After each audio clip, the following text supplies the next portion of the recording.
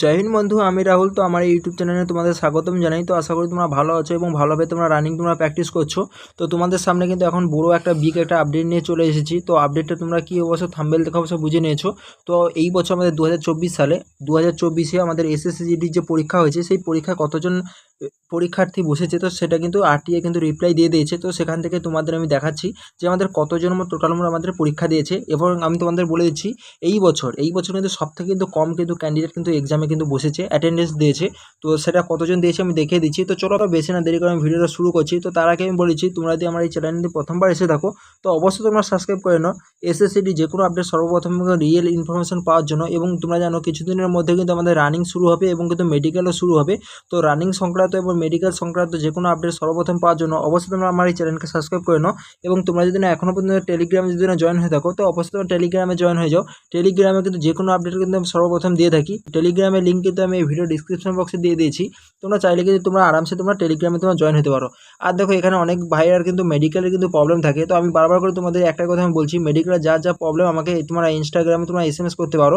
তো ওখানে জানালে কিন্তু আমি তোমাদের কমেন্টের আশা করি তোমাদের আমি রিপ্লাই দিয়ে দেবো, ঠিক আছে। তো চলো আমি ভিডিওটা শুরু করছি বেশি আর দেরি করে। তো দেখতে পাচ্ছ এটা কিন্তু হোয়াটসঅ্যাপ গ্রুপ। তো অঙ্কিত ভাটি স্যার যে RWA যে আছে, RWA, তো RWA কিন্তু এটা কিন্তু হোয়াটসঅ্যাপ গ্রুপ। তো তোমরা দেখতে পাচ্ছ তো রোজগার অঙ্কিত বলে এটা কিন্তু কালকে কিন্তু আমাদের আপডেট দিয়ে দিয়েছে অঙ্কিত ভাটি স্যার। এখানে কতজন টোটাল আমরা এখানে পরীক্ষায় বসেছে তার কিন্তু আপডেট পুরোপুরিভাবে দিয়ে দিয়েছে। আরটিএ যেটা রিপ্লাই তোমরা মানতে পারো, আরটিআই রিপ্লাই এসেছে, সেটা কিন্তু অঙ্কিত ভাটি স্যার কিন্তু আমাদের টাইপিং করে দিয়ে দিয়েছে। তো এখানে আসার পর তোমরা দেখতে পাচ্ছ এটা কিন্তু কালকে দিয়েছে, আমি বারবার করে বলছি। তো 19টা 5 মানে এখানে কিন্তু 7টা 5-এ কিন্তু অঙ্কিত ভাটি স্যার কিন্তু এই কিন্তু আপডেটটা দিয়েছে। তো এখানে কি বলেছে তোমরা দেখে তোমরা নাও। তো অঙ্কিত ভাটি স্যার এখানে সাবসেভাবে টাইপিং করে দিয়েছে যে এসএসসিডি 2023-24 অ্যাটেন্ডেন্স আরটিআই রিপ্লাই। তার মানে আমার তোমাদেরকে আমি কী বলেছি, এখানে তো আরটিআই কিন্তু রিপ্লাই দিয়েছে, সেটা কিন্তু পুরোপুরিভাবে যে পিডিএফটা কিন্তু এখানে আর অঙ্কিত ভাটি স্যার কিন্তু সেন্ড করেনি, এটা টাইপিংয়ের মাধ্যমে কিন্তু জানিয়ে দিয়েছে যে আমাদের কতজন স্টুডেন্ট আমার এখানে আমাদের অ্যাটেম্প কিন্তু দিয়েছে। তো এখান থেকে তোমরা আমি দেখিয়ে দিচ্ছি, দেখো এখানে টোটাল যে ফর্ম ফিল আপ হয়েছিল আমাদের 47 লাখ। তো 47,45,000 কিন্তু ফর্ম ফিল আপ হয়েছিল, মানে 47.5 লাখ তোমরা মানতে পারো বা 47 লাখই তোমরা মানতে পারো, যে এখানে টোটাল কিন্তু ফর্ম ফিল আপ হয়ে কিন্তু ছিল।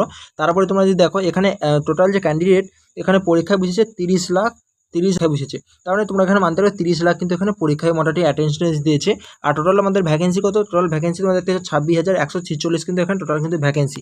তার মানে তোমরা মানতে পারো আগের বারে যে আমাদের পরীক্ষার্থী বসেছিল, আগের বার কিন্তু 35 লাখ প্লাস কিন্তু এখানে পরীক্ষার্থী কিন্তু পরীক্ষায় কিন্তু বসেছিল, অ্যাটেন্ডেন্স কিন্তু করেছিল। তো এবার কিন্তু তোমরা দেখতে পাচ্ছ এবার মাত্র কত 30 লাখ কিন্তু এখানে, জাস্ট 30 লাখ প্লাস কিন্তু এখানে পরীক্ষার্থী কিন্তু অ্যাটেন্ডেন্স দিয়েছে। তার মানে প্রতিবারের তুলনায়, এবং 2000 যদি তোমরা 21 সালে যদি দেখো 2021 সালে, তো 2021 সালে কিন্তু 37 লাখ প্লাস কিন্তু এখানে পরীক্ষার্থী কিন্তু পরীক্ষা কিন্তু দিয়েছিল। তো প্রতিবারের তুলনায় কিন্তু এবারে সব থেকে কিন্তু ফর্ম ফিল আপও তোমরা দেখেছো কম হয়েছে। তো 2021 সালে যদি আমরা দেখি এই বছর কম্পিটিশন কেমন হতে চলেছে তোমাদের এখান থেকে অ্যানালাইসিস করে তোমাদের একটু বলে দিচ্ছি। তো 2021 সালে যদি তোমরা ফর্ম ফিল আপ যদি দেখো 71 লাখ প্লাস কিন্তু এখানে ফর্ম ফিল আপ হয়েছিল।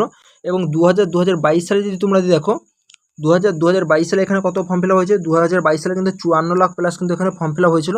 এবং 2023-24 যে ভ্যাকেন্সি, এটা 24 বলো, 2024-এর ভ্যাকেন্সিতে এখানে কত, মাত্র 47 লাখ কিন্তু এখানে ফর্ম ফিল আপ কিন্তু হয়েছে, 47 লাখ প্লাস।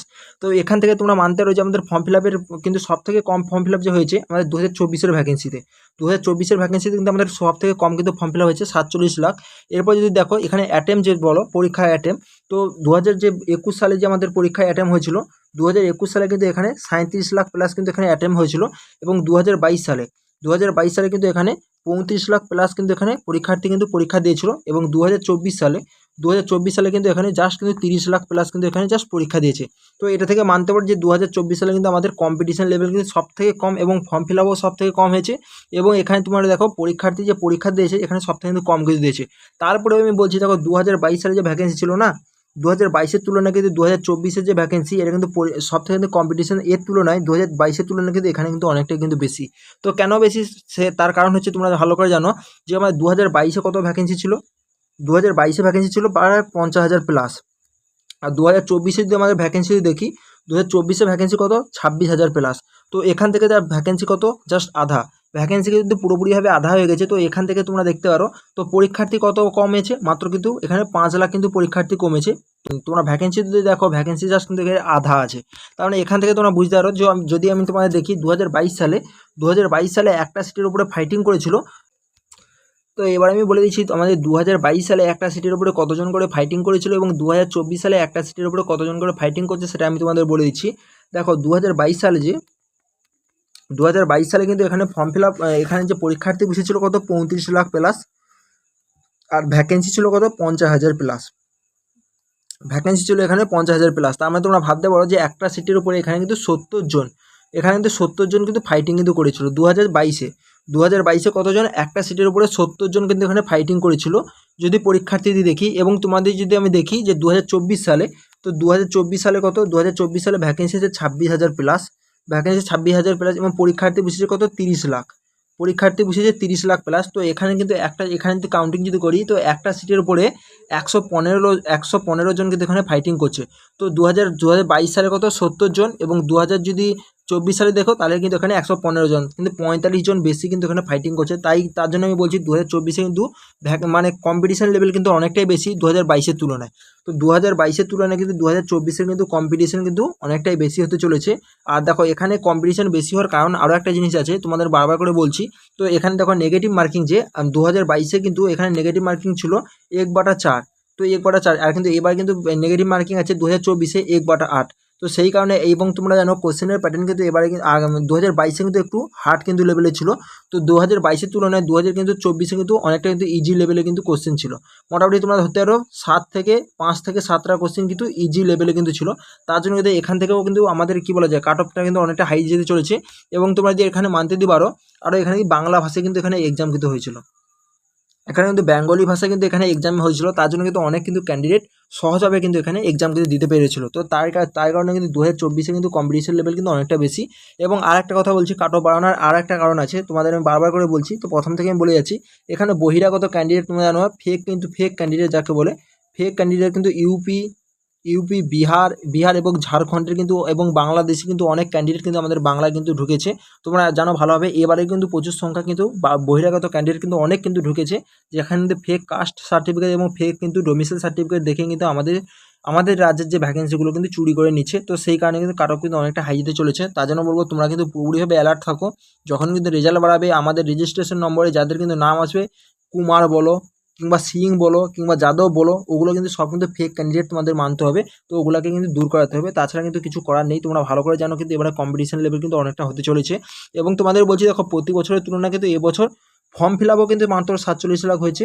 এবং তোমাদের পরীক্ষার্থী দেখো মাত্র 30 লাখ প্লাস কিন্তু এখানে জাস্ট পরীক্ষার্থী বসেছে। তো এখান থেকে মানতে পারো যে কম্পিটিশন লেভেল কিন্তু আগের বছরের তুলনায় অনেকটা কম।